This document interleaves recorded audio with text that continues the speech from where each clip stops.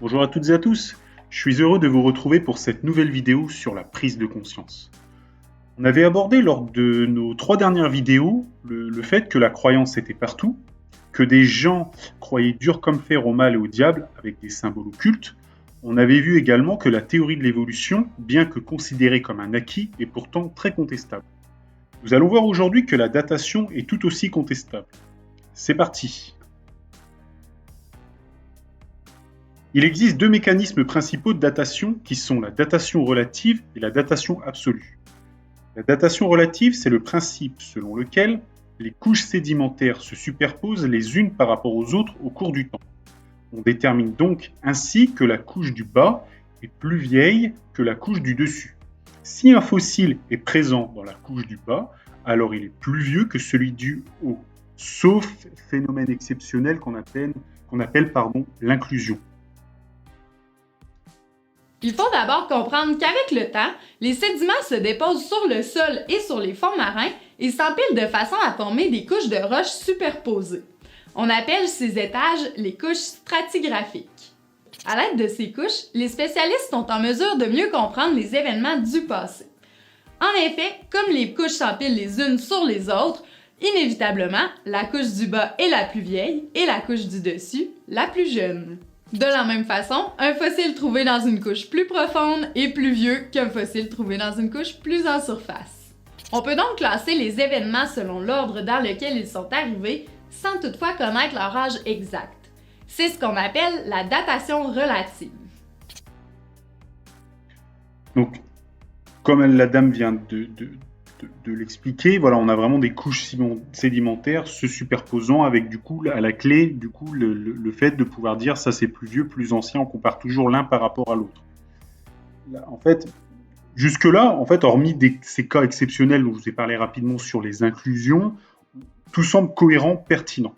Par contre, on ne sait pas dire exactement l'âge des couches sédimentaires. C'est pour cela qu'on a eu recours à une nouvelle méthode qui utilise la radioactivité qu'on appelle la datation absolue. Cette méthode est utilisée pour dater les fossiles et roches.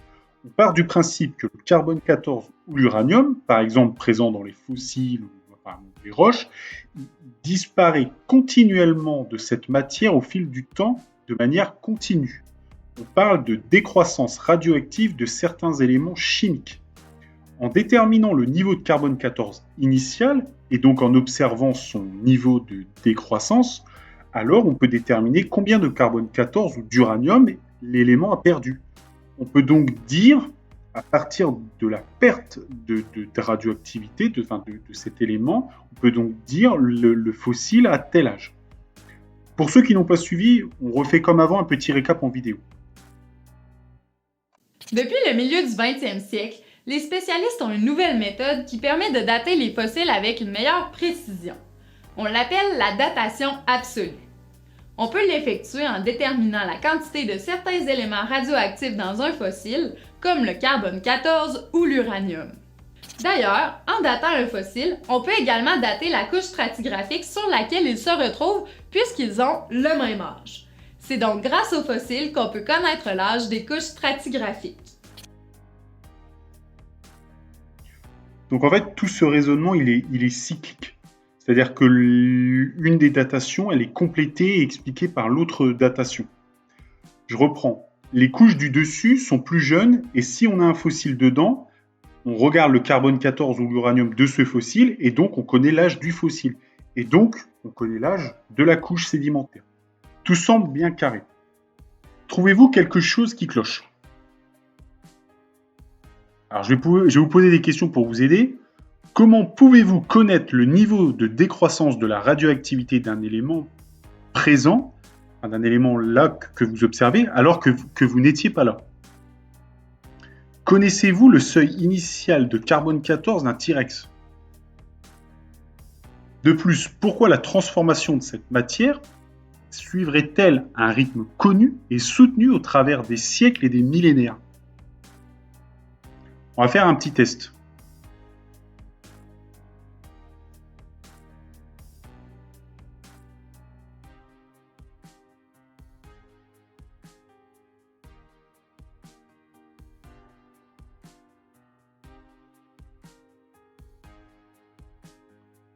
Donc là, on vient d'allumer de voir une vidéo avec en fait une bougie qui est allumée et qui se dissout petit à petit. J'ai deux questions. Quelle était la hauteur initiale de la bougie? La bougie brûle-t-elle toujours à la même vitesse? Alors, si les gens ont répondu à la question, enfin aux deux questions plutôt, comment y répondez-vous? En fait, vous n'étiez pas là quand la bougie a été allumée, et calculer la vitesse de combustion est très compliqué, surtout dans un environnement qui change dans le temps. Parce qu'effectivement, il y a eu des années et des années, plus la durée du temps va être longue, plus ça va être difficile en fait. Il y a des conditions climatiques, etc. etc. Bon, là c'est vrai qu'effectivement dans l'exemple de la bougie, c'est assez stable, mais bon. Bon, vous observez bien que vous ne savez pas en fait quelle était la hauteur de la bougie initialement, car vous n'étiez pas là. Le haut de la bougie s'est dissous plus vite. Donc ensuite, si vous arrivez donc à la moitié de la bougie, vous ne savez rien de tout cela. Vous ne savez pas qu'au début, elle s'est consumée un peu plus vite et vous ne connaissez toujours pas la hauteur de la bougie, en fait. Donc tout cela montre quoi? Montre qu'en fait, si on a trop d'inconnus dans une équation, alors l'équation, elle est insoluble. Donc on peut contester le fait qu'on l'ait résolue, tout simplement. Si la méthode de datation absolue, elle est contestable, alors la méthode de datation relative n'est plus précise du tout. Alors oui, la couche sédimentaire du dessous est plus vieille que celle du dessus, mais pour autant, on ne connaît pas l'âge de la couche sédimentaire du dessous ou du dessus. Donc le raisonnement cyclique, donc de dater les fossiles pour en déduire l'âge de la couche sédimentaire, finalement, il tombe. Moralité, cette méthode de datation est quand même très hasardeuse. Donc on ne sait toujours pas déterminer l'âge d'un fossile, malgré le nom, finalement, de datation absolue.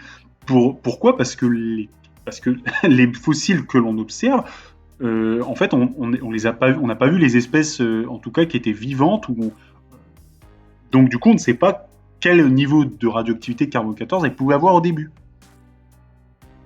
On va aller plus loin ensemble. Je vous ai pris donc un article de monsieur Hervé Sauquet, donc un professeur de l'Université de Paris-Sud, qui a coordonné une équipe de chercheurs internationaux qui nous a dit donc, dans un article sur futurascience.com, dont je vous ai mis le lien sur la diapositive, que datation moléculaire en des espèces des dizaines de millions d'années d'erreurs. Donc datation des écarts d'estimation jusqu'à 100 millions d'années. Et les résultats présentés dans Systémique Biologie sont surprenants. Entre la calibration la plus robuste qui fournit un âge moyen de 72,1 millions d'années pour les Notophagus et la moins fiable, l'écart est de 45 millions d'années. Et entre les deux scénarios les plus extrêmes, la différence atteint 100 millions d'années. De tels problèmes ne remettent pas en question la face du monde, mais la datation est notamment utilisée afin de corréler sur une échelle géologique des éléments divers, comme la relation entre deux espèces, une plante et un insecte par exemple. Elle trouve également des applications en biogéographie et permet d'étudier les réponses aux changements climatiques anciens. Ainsi, des différences de 100 millions d'années pourraient remettre en question quelques faits que l'on croyait admis. On va reprendre un fait. Donc, je vous ai mis les articles sur la droite. En fait, Madame Mary Schweizer, qui est une paléontologue américaine, elle a trouvé un T-Rex avec du sang. Donc voilà, vous avez des petits extraits sur la droite de la diapositive. Hein. Et effectivement, vous avez aussi le lien en bas de page. Le T-Rex est censé avoir 67 millions d'années. Ce n'est donc pas possible de retrouver du sang de T-Rex sur un fossile. Pourtant, on en a trouvé. Donc, d'après ce que dit monsieur Sauquet, en fait, il peut y avoir des écarts d'estimation jusqu'à 100 millions d'années. Donc, on a pu se tromper de 67 millions pour le T-Rex, d'après ce qu'il dit, puisque les erreurs de datation peuvent aller jusqu'à 100 millions d'années. Donc si je suis le raisonnement jusqu'au bout, il nous dit qu'en fait, ça ne remet pas en question la face du monde, mais quelques faits que l'on croyait admis. En fait, si, ça remet complètement en cause ça remet en cause, en tout cas, que le T-Rex et ses 67 millions d'années, c'est pas forcément réel. Donc, du coup, finalement, le fait de retrouver du sang sur un T-Rex, finalement, c'est plus si fou dans le sens où il pourrait ne pas avoir 67 millions d'années. Donc en fait, ça ne vient que corréler la normalité presque du fait qu'on puisse retrouver du sang sur un dinosaure. Le fait de dire ça. Écoute mon ami, je pense que ces arguments peuvent te donner une base de réflexion et te permettront de prendre position. Tu sais, beaucoup de gens se perdent en croyant en quelque chose dont ils veulent tellement qu'ils ne se remettent jamais en question. L'âge de la Terre, des dinosaures, a tellement changé en 100 ans que ça en devient dingue. Des écarts de dizaines et de dizaines et de centaines et de millions d'années. Et aujourd'hui, même un professeur respecté nous dit qu'effectivement, on peut avoir encore des erreurs de 45, 50, 100 000, jusque 100 millions d'années. Donc oui, tout ça n'est pas précis. Et donc oui, le T-Rex, effectivement, n'a pas forcément des centaines ou 67 millions d'années, comme on est sans supposer, enfin, comme on nous le dit, et comme finalement, beaucoup de gens le reconnaissent comme un fait admis, enfin, comme un fait réel. Moi, en tout cas, tu dois faire un choix. Que vas-tu choisir? En quoi vas-tu croire? Cela va conditionner ta vie. Moi, je n'adhère pas à une science qui est beaucoup trop hasardeuse et contredisante en la matière. On va finir sur deux versets bibliques, donc qui est écrit par l'apôtre Paul dans l'Épître aux Romains. Donc un épître, finalement, c'est une lettre qu'il avait écrite à l'époque à l'Église de Rome. Ce passage est dans chaque Bible qu'on peut retrouver en fait assez facilement sur Internet. Voilà. Épître aux Romains, chapitre 1, versets 20 à 22. En effet, les perfections invisibles de Dieu, sa puissance éternelle et sa divinité, se voient comme à l'œil nu depuis la création du monde. Quand on les considère dans ses ouvrages, ils sont donc inexcusables, puisqu'ayant connu Dieu, ils ne l'ont point glorifié comme Dieu et ne lui ont point rendu grâce. Mais ils se sont égarés dans leurs pensées et leur cœur sans intelligence a été plongé dans les ténèbres. Se vantant d'être sages, ils sont devenus fous. En fait, ce que veut dire Paul, c'est que dans cet épître, c'est que la beauté et l'ordre naturel de tout ce qui nous entoure, en fait, témoignent du fait que cela a été créé et pensé.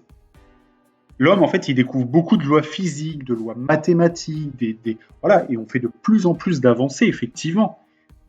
Mais force est de constater, se vantant d'être, croyant devenir sage, il devient fou, en fait, avec ses théories. C'est-à-dire qu'on est effectivement sur une sagesse qui est issue finalement de raisonnement, d'application de lois mathématiques, d'observation, etc., etc. Et en fait, on nous dit donc il peut y avoir des dizaines de millions d'années d'erreurs, et donc du coup, le T-Rex, on retrouve ça, et donc, du coup, il n'a pas 67 millions d'années. Donc ça, c'est encore des faits qu'on observe. Et là, en fait, la sagesse devrait nous amener finalement à dire ouais, bah attends, on va peut-être reconsidérer un peu l'âge du T-Rex. Et en fait, non. On continue effectivement dans ce truc de dire effectivement la datation absolue est quelque chose de vérifié, de certain, et voilà. Et c'est pour ça qu'en fait, il y a une certaine part de sagesse dans la folie, et de folie dans la sagesse. Et c'est ce que veut dire Paul. Voilà en tout cas la version biblique donc, que Paul a écrit il y a presque 2000 ans. Voilà. Et finalement, ça vient complètement refléter ce qui est aujourd'hui. Donc, voilà. En tout cas, en la matière. À toi de faire ton choix. Que Dieu vous bénisse.